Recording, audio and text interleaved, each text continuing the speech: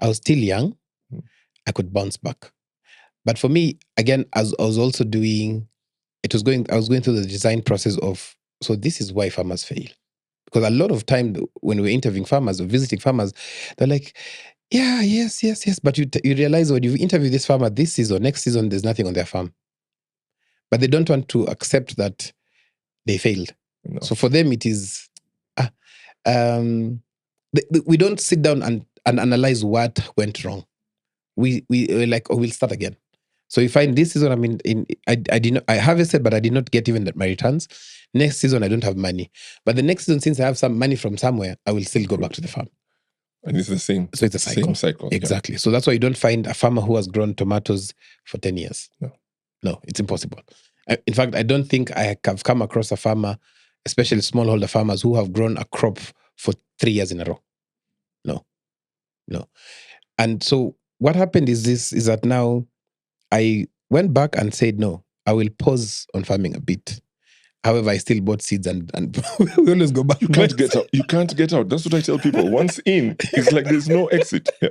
So what happened is I said I will reduce, instead of doing 6 acres, I will reduce that and start doing other crops. So there's all that thing of diversifying, do different crops. But again, the other things that were there are costs involved. There's knowledge that was required. I'm really grateful to some of the extension officers and agronomists, who most of them are sales-based agronomists, who really helped me. I remember after the cabbages, I took a pause for at least, I think it was 6 months. Then I went back and planted. And that was recovery time. Yes. However, this is when I realized it was recovery time. I didn't think it was recovery time. I just thought I didn't have more money to put in back to the farm. Yeah. And so I said no.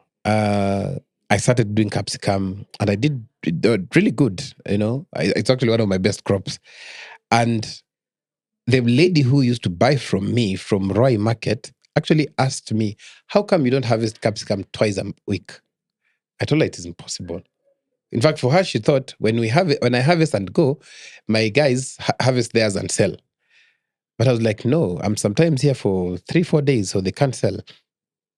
She asked me in Kiswahili, umepima mchanga? Have you tested your soil?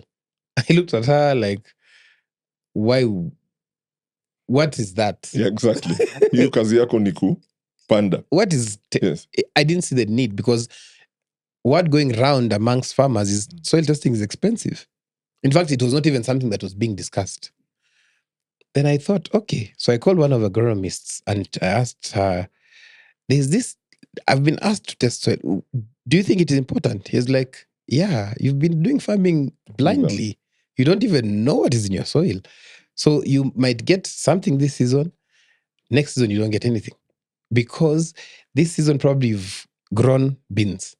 So the next season, whatever you harvest will be good because the legumes have boosted nitrogen in the soil. So if you plant, by chance that you are planting a new crop, it will have good yield.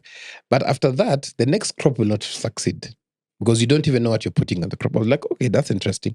So that's my journey into being Africa's soil health ambassador started.